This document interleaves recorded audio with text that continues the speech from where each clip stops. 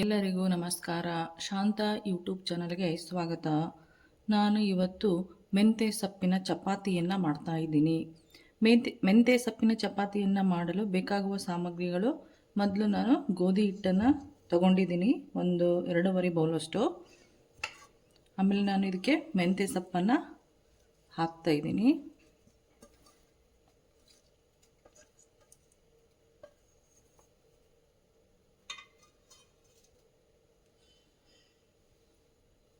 ಆಮೇಲೆ ಸ್ವಲ್ಪ ಉಪ್ಪನ್ನು ಹಾಕೋಣ.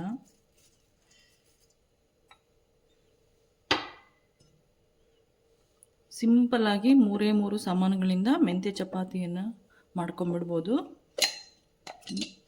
2.5 ಬೌಲಷ್ಟು ಗೋಧಿ ಹಿಟ್ಟು, 1 ಬೌಲಷ್ಟು ಮೆಂತ್ಯ ಸೊಪ್ಪು, ಸ್ವಲ್ಪ ಉಪ್ಪನ್ನು ಹಾಕಿಬಿಟ್ಟು ಕಲಸೋಣ.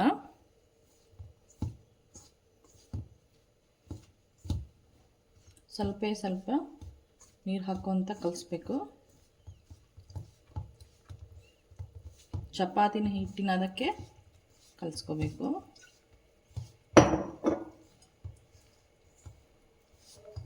ತುಂಬ ಟೇಸ್ಟಿಯಾಗಿ ಬರುತ್ತೆ. ಆಮೇಲೆ ಚಪಾತಿ ಕೂಡ ಕಹಿ ಆಗಲ್ಲ. ಚಪಾತಿ ತಿಂದು ಬೋರಾದ ಟೈಮಲ್ಲಿ ನಾವು ಮೆಂತ್ಯ ಚಪಾತಿಯನ್ನು ಮಾಡಿಕೊಂಡ್ರೆ ತುಂಬ ಸೂಪರಾಗಿರುತ್ತೆ. ಇದಕ್ಕೆ ದಾಲ್ ಕಾಂಬಿನೇಷನ್ ಸೂಪರಾಗಿರುತ್ತೆ.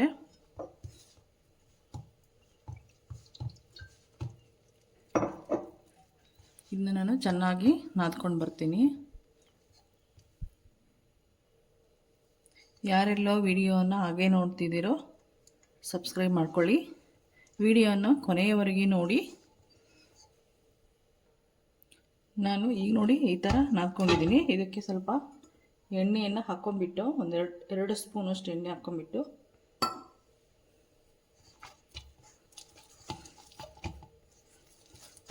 ಇನ್ನು ಸ್ವಲ್ಪ ನಾದ್ಬಿಟ್ಟು ನಾನು ಇದನ್ನ 10 ನಿಮಿಷ ರೆಸ್ಟಿಗೆ ಬಿಡ್ತಾ ಇದ್ದೀನಿ.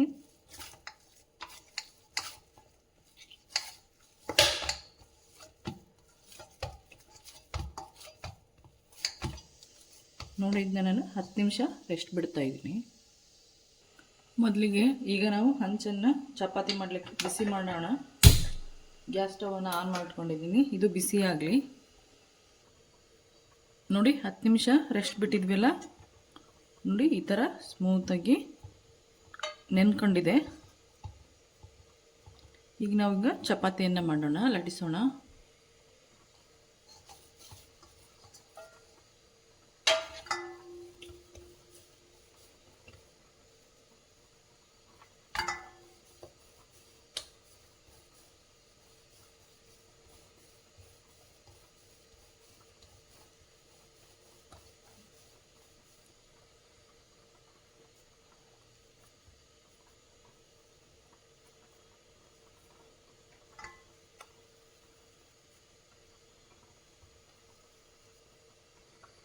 ಈಗ ಚಪಾತಿಯನ್ನು ಲಟ್ಟಿಸ್ಕೊಳ್ಳೋಣ. ಸ್ವಲ್ಪ ಹಿಟ್ಟನ್ನು ಹಾಕಿಬಿಟ್ಟು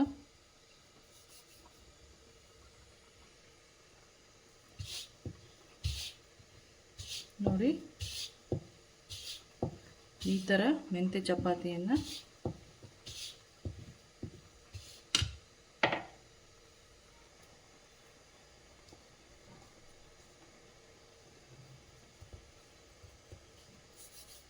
ತುಂಬ ಈಸಿಯಾಗಿ ಮೆಂತ್ಯ ಚಪಾತಿಯನ್ನು ಒಂದು 15 ನಿಮಿಷದಲ್ಲಿ ರೆಡಿ ಮಾಡ್ಕೊಂಡ್ಬಿಡ್ಬೋದು.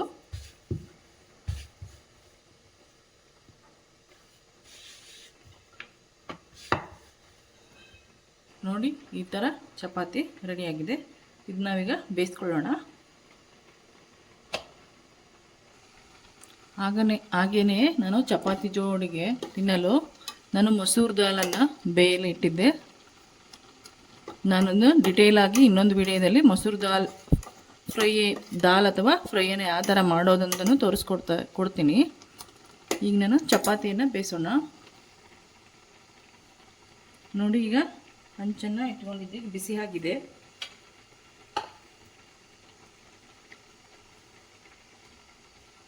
ಚಪಾತಿಯನ್ನು ಬೇಯಿಸ್ಕೊಳ್ಳೋಣ. ನೋಡಿ, ಮೆಂತ್ಯ ಚಪಾತಿಯನ್ನು ಬೇಯಿಸ್ಕೊಳ್ಳೋಣ. ಸ್ವಲ್ಪ ಎಣ್ಣೆ ಹಾಕಿ ಎಣ್ಣೆ ಯೂಸ್ ಮಾಡಲಿಲ್ದರೂ ಹಾಗೇ ಚಪಾತಿಯನ್ನು ಬೇಯಿಸ್ಕೋಬೋದು.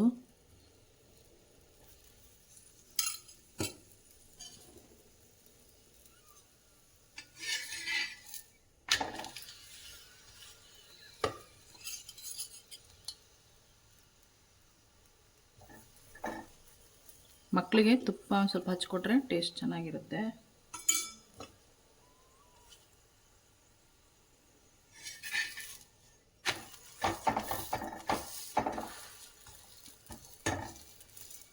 ಈ ಥರ ಒತ್ತಿಟ್ಟು ಬೇಯಿಸಿ ಅವಾಗ ಚೆನ್ನಾಗಿ ಬೇಯುತ್ತೆ ಚಪಾತಿ.